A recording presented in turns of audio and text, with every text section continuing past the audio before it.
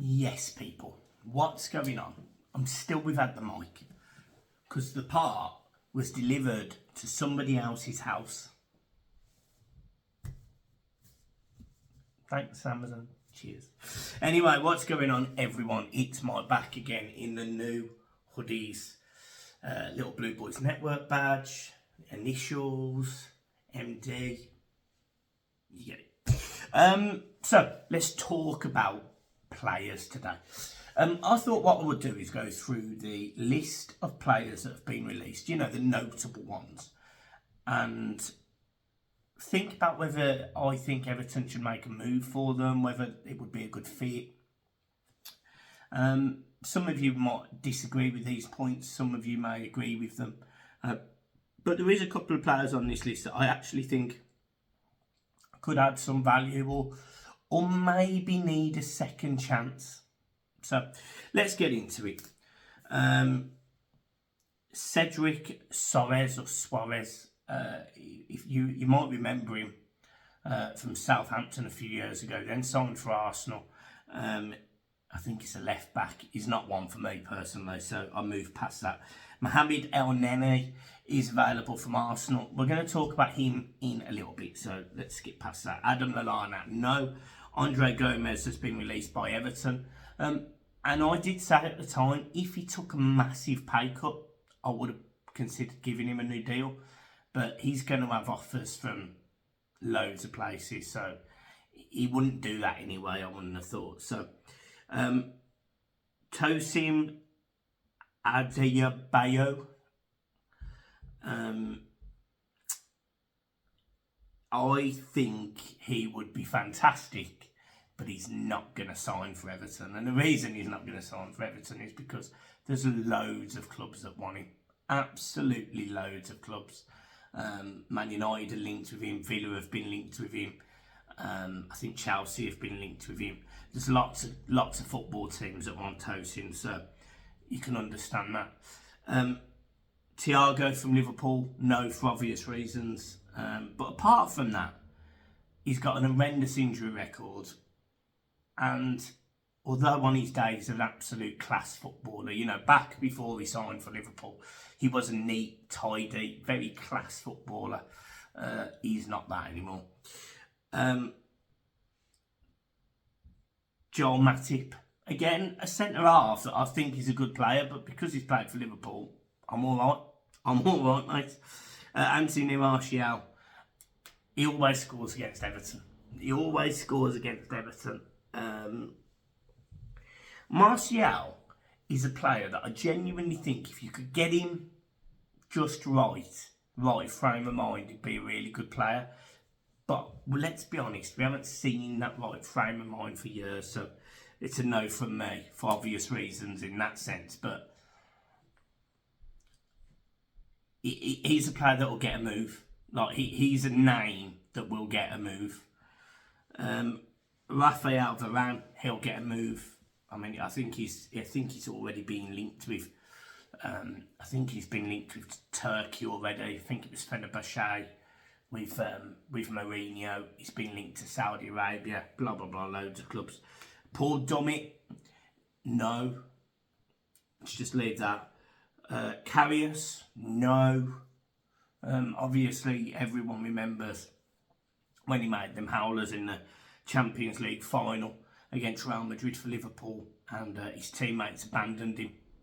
So, yeah, that's not one for me.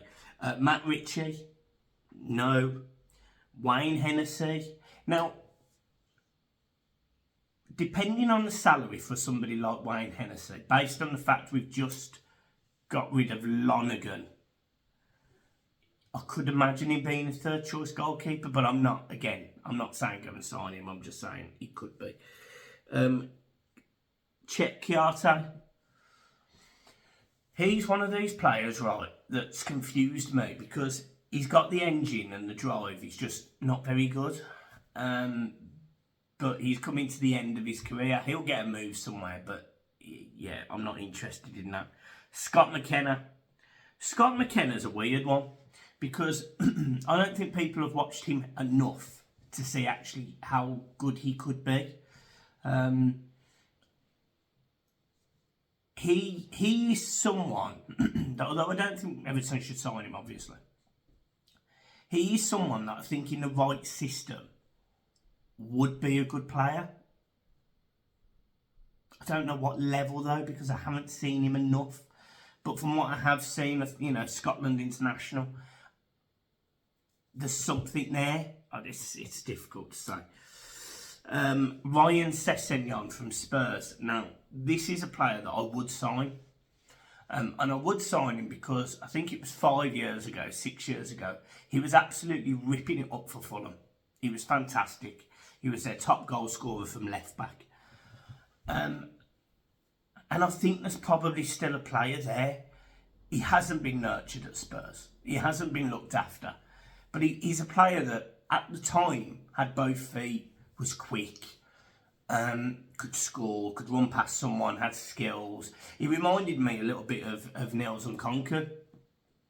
I could see that working. I could see Dyche getting something out of him. I mean, he'd probably have to convert to right back, but I could see something happening, and I wouldn't be against that. The other one that's not actually on this list is Tanganga from Tottenham. And again, he's another one that fits in that Sessegnon camp for me. On his day, he's a good defender. But we don't see it enough. So, these players are getting released from clubs that, you know, no disrespect to us, but Tottenham are better than us.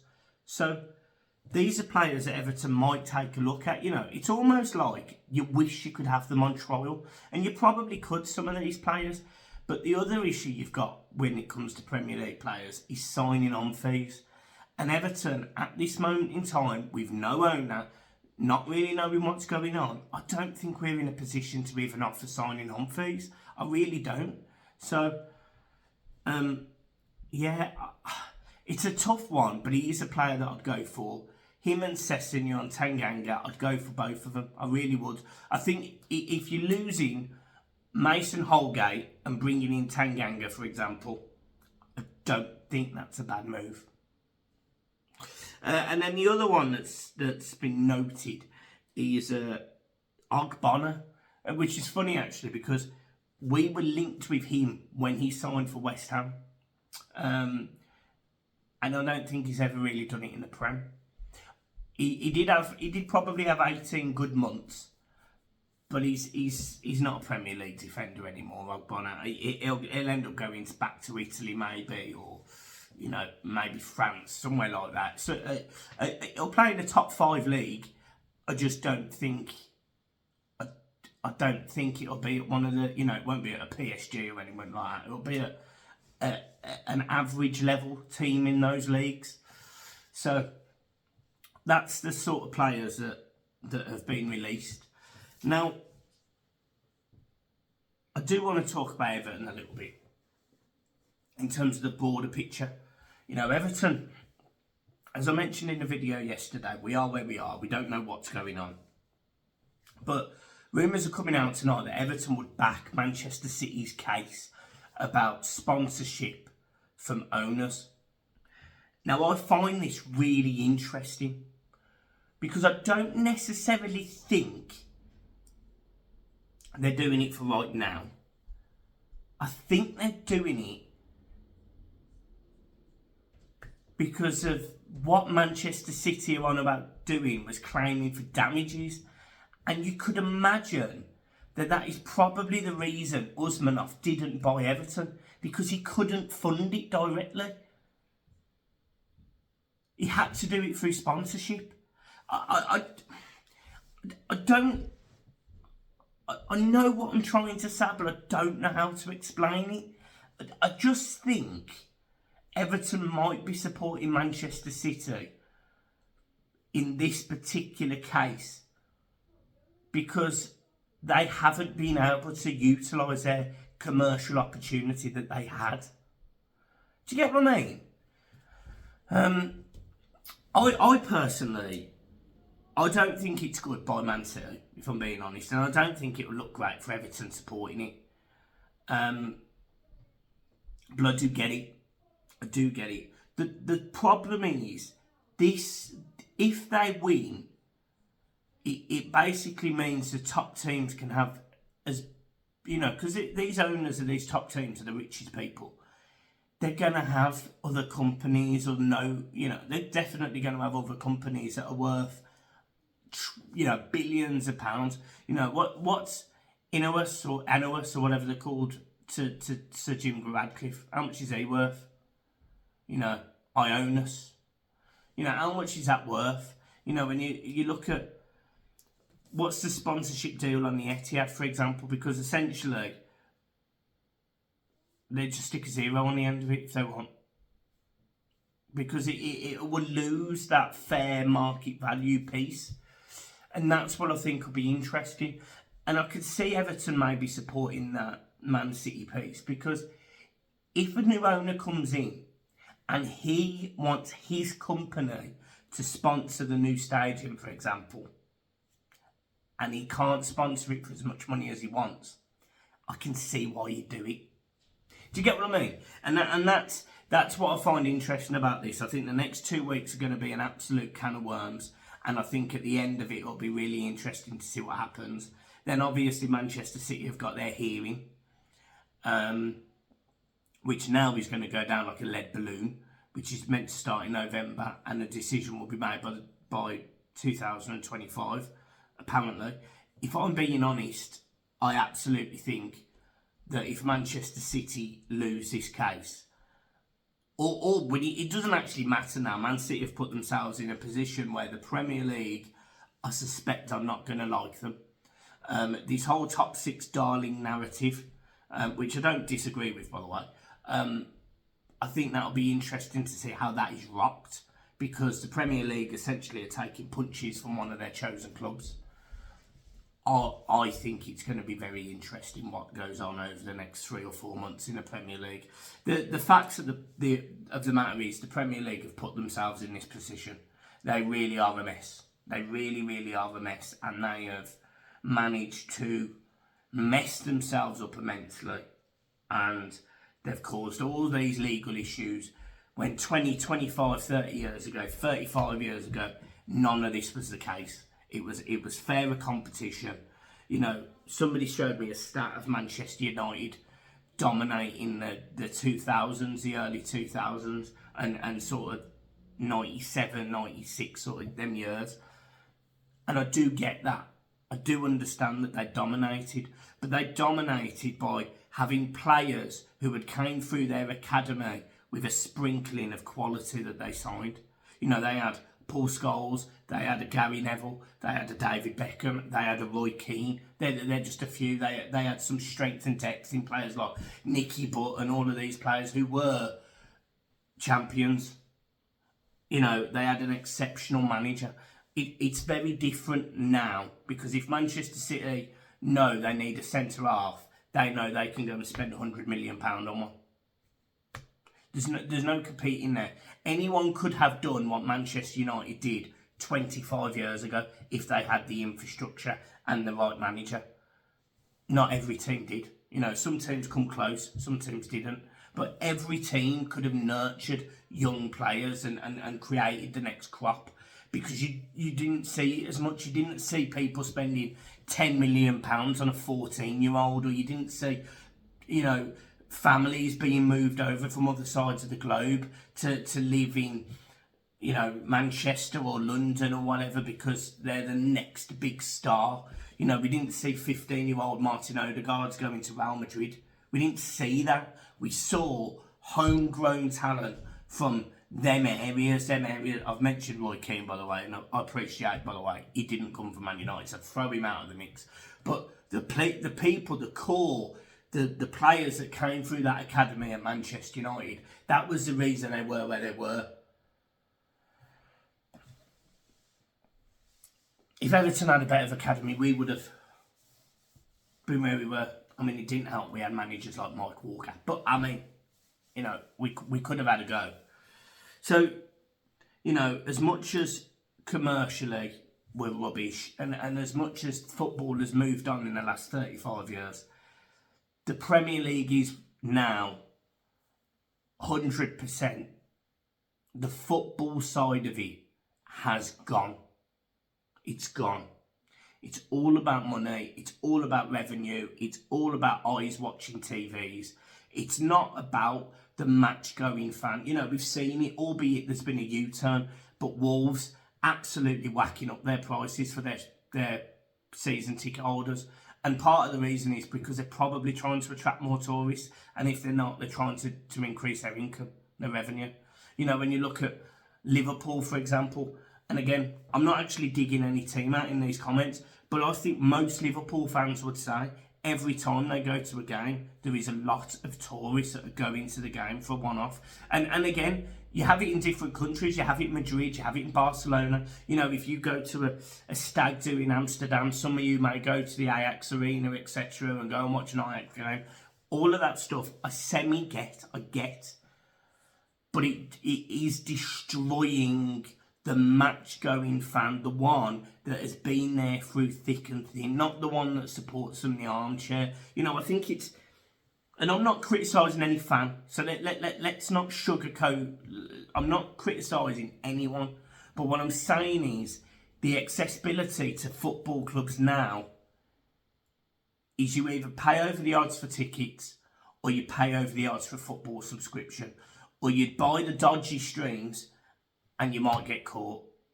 It's not right. It's not right that every Premier League game is not shown on British telly. Look, take the fact that you have to pay for it out of the equation.